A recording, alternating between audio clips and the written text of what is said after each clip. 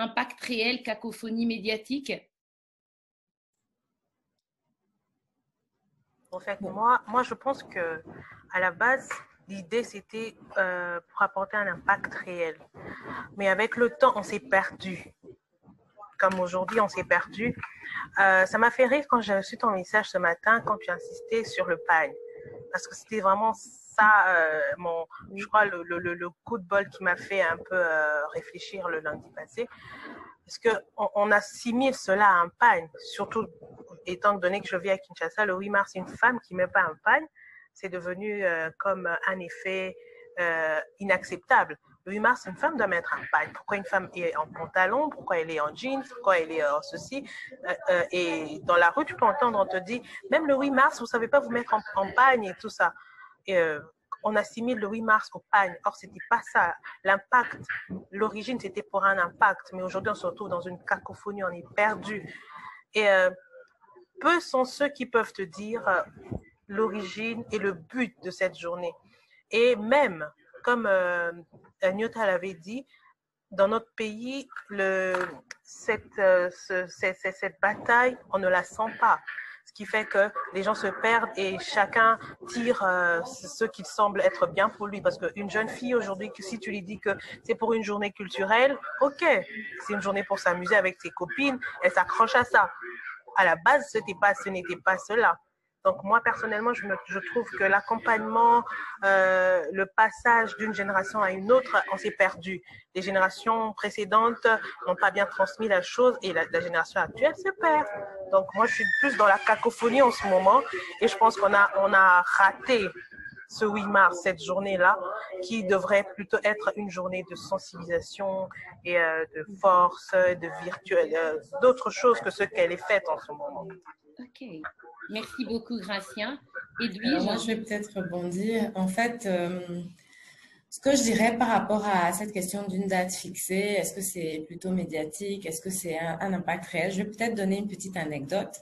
C'est vrai que le 8 mars, en fait, et je pense que tout ici, c'est la même chose. On a toutes reçu plein de messages d'amour avec beaucoup de fleurs virtuelles ou réelles. Et à chaque fois, j'étais un peu partagée. Donc, je commençais par dire merci, c'est vraiment gentil, tant d'amour et tout ça. Et après, j'ironisais en disant, on dirait presque que c'est la Saint-Valentin.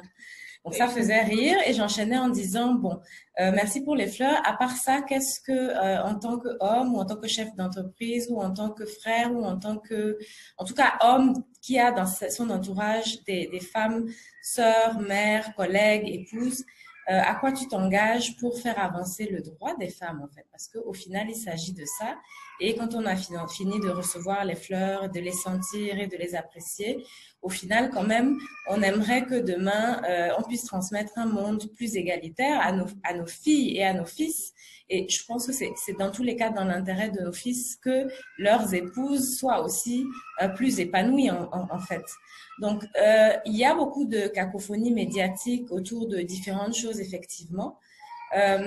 Certaines fois, il faut effectivement rappeler avec peut-être beaucoup de tact pour ne pas tomber non plus dans la mauvaise foi, mais rappeler quand même avec beaucoup de tact que cette date est là pour une raison. Super. Joël, du coup, j'aimerais savoir, toi, dans ton quotidien, dans ce que tu vis, comment tu le ressens? Est-ce que tu sens un impact réel de cette date? Bon, moi je dirais déjà bonjour mesdames, celles que je n'ai pas encore saluées, ma copine Alice, c'est pourquoi je dis ça, gros bisous, on est encore en phase. Oui, on est encore en phase. Ouais, voilà. Bon, comment je vis ça au quotidien? Moi je pense qu'il y a de l'impact, parce qu'il y a 5 ans, on a dû stopper cette machine de penser que c'était la fête de la femme avec les pagnes. Je pense qu'à ce niveau-là, le message est quand même passé.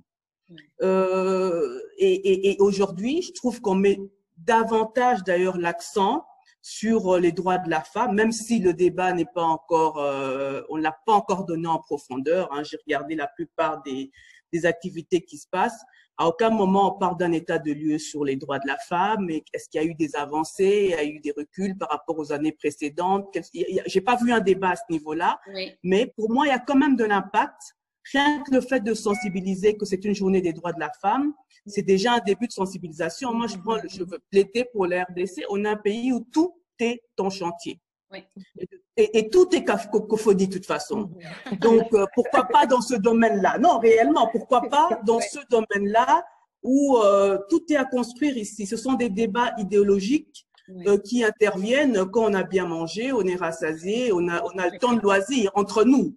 C'est des débats pas au même niveau de contexte que ça se passerait en France, où j'ai vu une vidéo où on a mis un clitoris géant à la place du Trocadéro.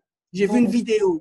Ça, c'est les féministes qui montent un peu voilà, à l'opposé. Donc, on n'est pas à ce niveau-là d'aisance pour avoir une idéologie poussée. Mais moi, je pense qu'il y a quand même de l'évolution. Je pense qu'il y a un impact parce qu'on parle de plus en plus des droits, mais c'est vrai qu'on ne va pas au fond du débat. Mais je pense que ça va venir. Je pense que ça va venir.